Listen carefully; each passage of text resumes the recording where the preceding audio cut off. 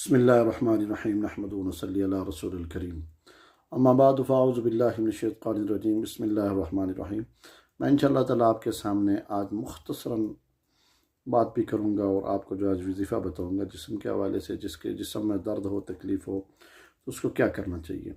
तो उससे ज़रा उनके लिए मेरा ये आपको जो मैं आपके सामने ये वजीफ़ा बता रहा हूँ, ज़िक्र बता रहा हूँ, दर्द के लिए आप पेन की गोली खा रहे हैं, आपको आराम नहीं आ रहा, आप इस तरह के कोई शरबत पी रहे हैं या कोई इस तरह मामला कर रहे हैं, आपको फ़ायदा नहीं हो रहा, तो आपको सबसे पहले क्या करना चाहिए, सूरह फातिहा 11 मरतबा अव्वल आखिर 3 मरतबा पढ़ के जहाँ भी दर्द तकलीफ़ हो वहाँ पर हाथ रख के दम करें।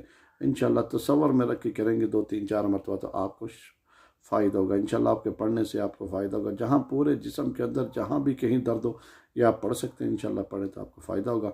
और आज इंशाअल्लाह मेरा ये चैनल है उसको भी आप सब्सक्राइब करें ज़रूर।